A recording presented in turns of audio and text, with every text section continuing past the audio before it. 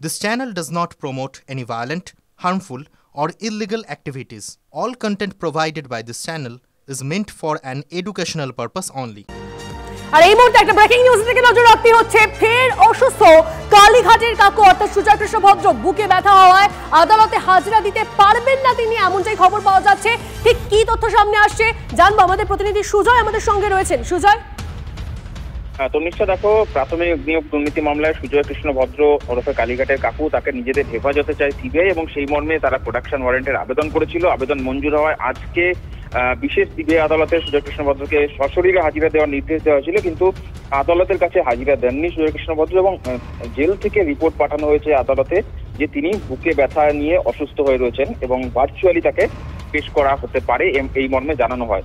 ফলে বিচারক তৎক্ষণাৎ জানান যে যেহেতু সিবিআই তাকে হেফাজতে চায় এবং এক্ষেত্রে সশরীরে হাজিরা না দিলে হেফাজতে নেওয়া সম্ভব নয় এবং সেই কারণেই আজকে দুপুর 2টার সময় এই বিষয়ে চূড়ান্ত শুনানি হবে, অর্থাৎ বিচারক সেই বিষয়ে নির্দেশ দেবেন যে আজকে সিবিআই তাকে হেফাজতে পাবে নাকি আবার কোনো একটা দিন তাকে পেশ করা হবে। অর্থাৎ আজ দুপুর 2টার দিকে আমাদের নজর রাখতে হচ্ছে। সুজয়, অনেক ধন্যবাদ।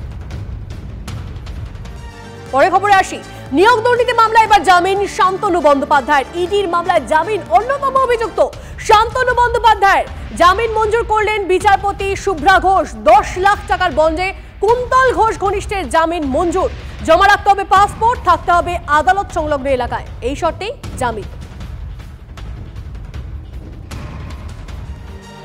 এদিকে প্রাথমিক নিয়োগ দুর্নীতি মামলায় সিবিআই এর পাশাপাশি সক্রিয় ইডি। চন্দন মণ্ডলকে হেফাজতে চায় কেন্দ্রীয় এজেন্সি। প্রোডাকশন ওয়ারেন্ট চেয়ে আবেদন।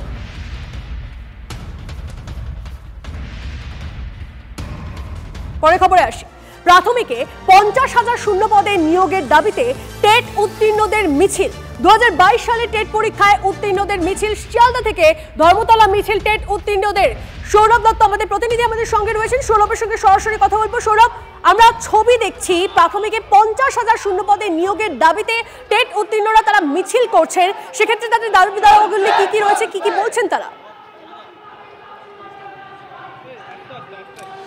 দেখো, 2022 সালে তারা টেট উত্তীর্ণ হয়েছেন, তারপর থেকে 2 বছর পেরিয়ে গেছে, এখনো পর্যন্ত তারা ক্লাসরুমে চক ডাস্টার হাতে যেতে পারছেন না।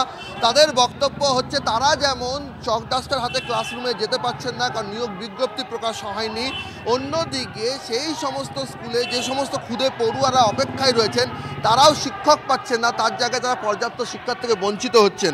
এই মিছিলের মধ্যে প্রতিবন্ধী মানুষেরা রয়েছেন, একেবারে যারা চাকরি প্রার্থী রয়েছেন। আর কিসের দাবিতে আপনাদের এই মিছিল? এই যে 50,000 মুখ্যমন্ত্রী বারবার যেখানে যাচ্ছেন সেখানে বলছেন 10 লক্ষ শূন্য পদ আছে, সেখান থেকে আমরা 10 লক্ষ চাই না মাননীয়, আপনার কাছে 50,000 শূন্য পদ চাই, কারণ আমরা প্রতিবন্ধী, আমাদের কোনো প্রাইভেট কাজ নেই, কোথাও কোনো কাজে নেয় না। এই যে আমার হাতটা ব্যাকা, আমরা নাহলে কি করে খাবো? মিছিলে রয়েছে না, তুমি বুঝতে পারছো যে শূন্য পদে চাই। এখানে আরেকজন রয়েছে, তার সাথে কথা বলবো। আপনারা মিছিলে হাঁটছেন, মিছিল হচ্ছে শহরে, কখনো জুনিয়র চিকিৎসকেরা মিছিলে নামছেন, আপনারা মিছিলে নামছেন, কিন্তু অনেকেই প্রশ্ন তুলছেন মিছিল করে লাভটা কি? আমরা আর যন্ত্রণাটা সহ্য করতে পারছি না, এই কারণে মুখ্যমন্ত্রীর বার্তা যাতে দেয় সেই কারণে আমরা পথে হাঁটতে বাধ্য হচ্ছি। আর দেখো, এখানে যারা রয়েছেন তাকে বলবো আপনারা মিছিল করছেন কিন্তু ভোট বাক্সে তো তার কোনো প্রতিফলন ঘটছে না। হ্যাঁ, আমাদের আমাদের আশা হতো আমরা যে এইটা প্রতিফলন হচ্ছে না, কিন্তু আমাদের আশা রাখতে হবে। আমরা করজোরে মুখ্যমন্ত্রীর কাছে আবেদন করছি, আপনার যে 10 লক্ষ শূন্য পদ আপনি বলেছিলেন সেই তার থেকে 50,000 শূন্য পদ আমাদের জন্য ইন্টারভিউ প্রকাশ করুন, আমাদের এই একমাত্রই দাবি। আমাদের এই মিছিলে তন্নিষ্ঠা একটা স্লোগান নজর কেড়েছে, যে স্লোগানে লেখা রয়েছে যে ভোর হলো দোর খোলো পর্ষদ সভাপতি ওঠরে। তুমি জানো জুনিয়র চিকিৎসকদের যখন আন্দোলন হয়েছিল এই স্লোগানটা কার্যত ঘরে ঘরে পৌঁছে গেছিল, সেক্ষেত্রে স্লোগানের নামে পর্ষদ সভাপতির জায়গায় বিনীত গোয়েলের নাম ছিল। সেই সমস্ত স্লোগানও কিন্তু এখানে দেখা যাচ্ছে। একদম মিছিলে হাঁটছেন তারা, মিছিলে পথে নেমেছেন টেট উত্তীর্ণরা 2022-এর এবং তারা অবিলম্বে তাদের চাকরি চাইছেন, শূন্য পদে চাকরি হোক তাদের, এমনটাই তারা জানছেন। দাবি জানিয়ে তারা পথে নেমেছেন। অবশ্যই আমাদের নজর থাকবে। ধন্যবাদ। পরে খবরে আসি। ট্রেনে বালির তবলাবাদক খুনে গুজরাট লিঙ্ক। গুজরাট থেকে গ্রেপ্তার সিরিয়াল কিলার। ট্রেনে একের পর এক লুট খুনের অভিযোগ। গুজরাতে গ্রেপ্তার হরিয়ানার সিরিয়াল কিলার রাহুল জাট। গত মঙ্গলবার কাটিহার এক্সপ্রেসে তবলাবাদকের রক্তাক্ত দেহ উদ্ধার। হাওড়ায় কারশেড থেকে তবলাবাদকের রক্তাক্ত মৃতদেহ উদ্ধার হয় এবং ধৃতের কাছে নিহত তবলাবাদকের মোবাইল ফোন উদ্ধার হয়। খবর সূত্রে রাজ্য জিআরপির তরফে ধৃতকে জিজ্ঞাসাবাদ। আর একবার আপনাদেরকে জানিয়ে রাখি যে চাঞ্চল্যকর খবরে এই মুহূর্তে নজর রাখতে হচ্ছে ট্রেনে বালির তবলাবাদক খুনে গুজরাট লিঙ্ক। সুপ্রিয় গো আমাদের প্রতিনিধি আমাদের সঙ্গে রয়েছেন। সুপ্রিয় থেকে আরো এই বিষয়ে তথ্য জানবো। সুপ্রিয় ঠিক কি জানা যাচ্ছে এই বিষয়ে? দেখো, গুজরাট পুলিশ এক কিশোরীকে খুন এবং ধর্ষণের তদন্তে নেমে কিন্তু এই রাহুল জাট নামের যে যুবক, হরিয়ানার বাসিন্দা, এখনো পর্যন্ত আমরা প্রাথমিকভাবে যেটা জানতে পারছি, তাকে প্রথমে আটক করে এবং জিজ্ঞাসাবাদ করার পর তাকে গ্রেপ্তার করা হয়। এবং এই যুবককে জিজ্ঞাসাবাদ করেই কিন্তু তদন্তকারীরা যেটা জানতে পেরেছেন যে শুধুমাত্র ওই একটি ঘটনার সঙ্গেই সে যুক্ত বা অভিযুক্ত তা কিন্তু নয়। এর ইতিপূর্বেও কিন্তু একাধিক এ ধরনের লুটপাট, এমনকি খুন এবং ধর্ষণের ঘটনায় অভিযুক্ত এই যুবক। এমনকি সম্প্রতি যে ডাউন কাটিহার এক্সপ্রেস যে তবলাবাদকের দেহ উদ্ধার হয়েছিল সেই ঘটনাতেও, অর্থাৎ তাকে খুন করে তার সঙ্গে থাকা যে লাগেজ ছিল সেগুলোকেও কিন্তু সে লুটপাট চালায়, সেই ঘটনাতেও কিন্তু সে অভিযুক্ত। এবং এই যুবকের কাছ থেকেই কিন্তু এই তবলাবাদকের যে মোবাইল ফোন, সেই মোবাইল ফোনটি উদ্ধার হয়েছে। এবং ইতিমধ্যেই আমরা যেটা জানতে পারছি যে হাওড়া জিআরপির একটি প্রতিনিধি দল তারা কিন্তু গুজরাটের উদ্দেশ্যে রওনা হয়েছে, সেখানে গিয়ে তাকে জিজ্ঞাসাবাদ করবে। এবং ইতিমধ্যেই তদন্তকারীদের হাতে যে সমস্ত ক্লোজ সার্কিট ক্যামেরার ফুটেজ রয়েছে সেই সমস্ত কিছুকে সামনে রেখেই কিন্তু এই যুবককে জিজ্ঞাসাবাদ করে তার কাছ থেকে তদন্তকারীরা বিস্তারিত বিষয় জানার চেষ্টা করবেন। তবে সব থেকে যেটা তাৎপর্যপূর্ণ বিষয় যে একটি খুন এবং খুনের ঘটনা নয়, একাধিক খুন এবং ধর্ষণ, এমনকি তার সঙ্গে লুটপাটের ঘটনার সঙ্গে এই অভিযুক্তের বেশ কিছু তথ্য পাওয়া যাচ্ছে। এবং তুমি যে ফুটেজের কথা বললে সেই ফুটেজ আপনাদেরকে দেখাচ্ছি আমরা, যে ছবি আপনারা দেখছেন, যে ফুটেজ আপনারা দেখছেন, এই ফুটেজই পাওয়া গিয়েছে। এবং সেখানে আপনারা দেখতেই পাচ্ছেন যে এই যে সিরিয়াল কিলার, তাকে গ্রেপ্তার করা হয়েছে ইতিমধ্যেই। কাটিহার এক্সপ্রেসে বালির তবলাবাদক, তাকে খুনে গুজরাট থেকে গ্রেপ্তার সিরিয়াল কিলার রাহুল জাট। পরে খবর আসি, নদিয়ার ভীমপুরের নাবালিকা খুনে এবার সিবিআই তদন্ত দাবি পরিবারের। পুলিশি তদন্তে তাদের আস্থা নেই। দুদিন আগেই বছর 16 নাবালিকার দেহ উদ্ধার হয়। খুন করে মাটিতে পুঁতে দেওয়া হয়েছিল দেহ। মৃতার প্রেমিককেও গ্রেপ্তার করে পুলিশ। কিন্তু মৃতার মামার দাবি খুনের আগে গণধর্ষণ করা হয়েছে। যেভাবে দেহ মাটিতে পোঁতা হয়েছে তা একার পক্ষে সম্ভব নয়। কল্যাণী জেএনএম হাসপাতালে ময়নাতদন্ত হবে, থাকবে ফরেনসিক বিশেষজ্ঞরা, হবে ভিডিওগ্রাফি।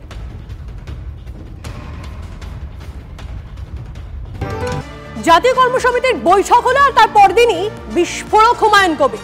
এবার ভরতপুরের বিধায়কের নিশানায় মমতা ঘনিষ্ঠ নেতারা। অভিষেককে কোণঠাসা করা ঠিক হচ্ছে না, ঠিক কি বললেন, ঠিক কি বিস্ফোরক দাবি করলেন তিনি, শোনাবো আপনাদের। আপনি কি চাইছেন যে সংগঠনে এবং প্রশাসনে অভিষেক বন্দ্যোপাধ্যায়কে আরো গুরুত্ব দেওয়া হোক? অবশ্যই, কারণ সেখানে কারো বাধা হওয়া উচিত না, তাদের কোথাও হাতে ঘা লাগা উচিত না।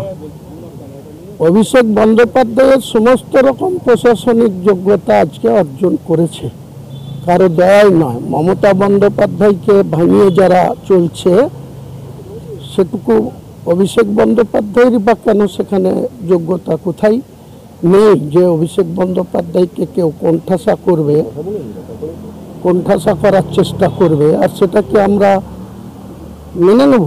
বর্তমানে মুখ্যমন্ত্রীর চারপাশে যারা ক্ষমতা কুস্তিগত করে রাখতে চাইছে, তাদের ভবিষ্যৎ আগামী দিনে অন্ধকার হবে, আমি চ্যালেঞ্জ করে বলবো। অভিষেক যাদের দিকে ইঙ্গিত, নিশ্চয়ই আমি যাদের দিকে ইঙ্গিত করছি আমি এখনই নাম করব না। মমতা বন্দ্যোপাধ্যায় যদি সেটা সঠিক মূল্যায়ন সময় মতো করেন, তিনার ঠিক বুঝতে পারবেন, তিনি অভিজ্ঞ নেত্রী।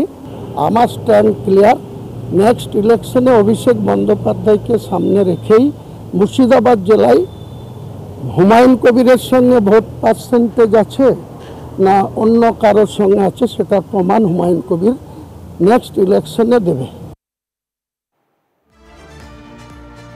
বিস্ফোরক মন্তব্য করছেন হুমায়ুন কবির, কিন্তু তিনি ঠিক 18 তারিখ, এই মাসের 18 তারিখ তিনি ঠিক কি বলেছিলেন শোনাবো আপনাদের। মুখ্যমন্ত্রী চতুর্থবারের জন্য আবার মুখ্যমন্ত্রী হন, কিন্তু তার ডেপুটি হিসাবে অভিষেক বন্দ্যোপাধ্যায়ের অভিষেক হওয়া দাবি আমি রেখেছি। সেই সঙ্গে পুলিশ মন্ত্রীও অভিষেক বন্দ্যোপাধ্যায়কে চেয়েছি। ফুল টাইমের একজন পুলিশ মন্ত্রী থাকলে আমার মনে হয় তার নজর এড়িয়ে কোনো ভালো কাজ ছাড়া কোনো খারাপ কাজে পুলিশ লিপ্ত থাকতে পারবে না। আর হুমায়ুন কবিরের এই বিতর্কিত মন্তব্যের পর স্বাভাবিকভাবে বিরোধীরা নিশানা করতে ছাড়ছে না। কে কি বলছেন শোনা বাবুদের। একটা শৃঙ্খলা কমিটিতে হলো না, তিনটে শৃঙ্খলা কমিটি হলো। তো তিনটে শৃঙ্খলা কমিটির পর এখন দেখা যাক তার বিরুদ্ধে কি ব্যবস্থা নেওয়া হয়। মুষল পর্ব চলছে এবং ভাইপো আর অপেক্ষা করতে রাজি নন, এবং আমরা যা বুঝতে পারছি এরপর টেনে নামানো হবে। মমতা বন্দ্যোপাধ্যায় এতদিন ধরে তৃণমূল কংগ্রেসকে তৈরি করে সরকার তৈরি করার পর এখন বুঝতে পারছেন বাড়ির চাপেই তাকে হচ্ছে মুখ্যমন্ত্রীর পদ ছেড়ে চলে যেতে হবে। তৃণমূলের কালকে শৃঙ্খলা রক্ষা 3টে কমিটি করেছে, আর তারপর হুমায়ুন আজকে যা বলেছেন তাহলে এক্ষুনি অ্যাকশন নিতে হয়। ও বলছে ভাইপোকে কোণঠাসা করা হয়েছে এবং এটা উনি বরদাস্ত করতে পারবেন না, এটা উনি চ্যালেঞ্জ দিচ্ছেন ইত্যাদি ইত্যাদি। ফলে কার্যত শৃঙ্খলা বলে যদি কোনো শব্দ থাকে সেটা যে তৃণমূলে নেই, 3টে কমিটি করে বরঞ্চ সেটা আরো স্পষ্ট করে দেবে। কারণ হুমায়ুন কবিরের কেশাগ্র স্পর্শ করার হিম্মত তৃণমূল নেতাদের নেই।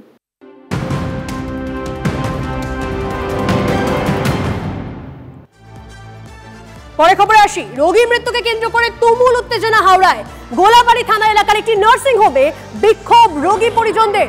পুলিশ গিয়ে পরিস্থিতি নিয়ন্ত্রণে আনে এবং ঘটনায় ইতিমধ্যেই আটক করা হয়েছে দুজনকে। TV9 বাংলা এক্সক্লুসিভ কিছু ফুটেজ এসেছে, দেখাচ্ছি আপনাদেরকে সেই ছবি। সুব্রত আমাদের প্রতিনিধি আমাদের সঙ্গে রয়েছেন। সুব্রত, ঠিক কি ঘটনা ঘটেছিল?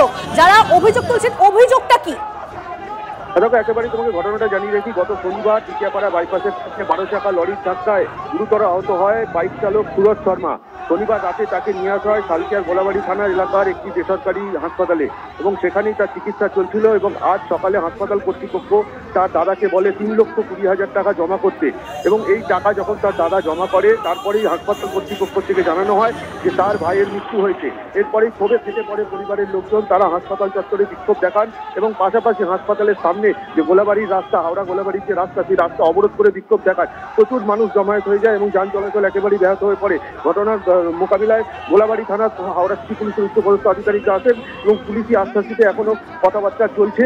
এখনো পর্যন্ত অবরোধ কিন্তু খানিকটা হলেও রয়েছে। একদম নজর রাখো সুব্রত, ধন্যবাদ। रात को ही मेरा भाई मर गया है। सुबह 8 बजे फोन करके डॉक्टर बुला रहा है कि आओ सर्जरी करना है। बुलाने के बाद सारा पैसा ले लिया, उसके बाद बोल रहा है कि आपका भाई डेथ कर गया। हम खुद आए थे, शाम को बातचीत हुआ है, डॉक्टर से बातचीत हुआ है मेरे हस्बैंड का, तब तक ठीक थे। अचानक सुबह में आज कॉल आया है कि आप लोग जल्दी से जल्दी आइए, उनका ब्लीडिंग हो रहा है, ब्लीडिंग रुक नहीं रहा है और ब्लड चढ़ते जा रहा है। अचानक से फ़ोन आ रहा है कि वो ये हो गया। अब हम कैसे हम लोग बताएं? अच्छा ठीक ही तो थे, पैर में चोट लगा था और तो कहीं नहीं लगा था ना। আজকে সকালবেলা একটা খবর আসে যে ভিকটিম আছে তার ডেথ হয়ে গেছে। এই খবর পাওয়ার পর এখান থেকে কিছু লোকজন এসে এখানে একটা ছোট কেওয়াস মতো হয়। এখন সিচুয়েশন পুরো কন্ট্রোলে আছে, যারা কেওয়াস করছিল এখানে ছড়িয়ে দেওয়া হয়েছে। পরে খবরে আসে, ধরুন কেউ একজন নিজের ঘরে ঘুমোচ্ছে, তার মধ্যে যদি খুন হয়, হ্যাঁ অবশ্যই সেটা চাঞ্চল্যকর খবর। এই ঘটনাই ঘটেছে। জিজ্ঞাসাবাদের জন্য আটক মৃতের স্ত্রী এবং মা। ঘটনা পূর্ব মেদিনীপুরের পটাশপুর 2 নম্বর ব্লকের 5 গ্রাম পঞ্চায়েত এলাকার।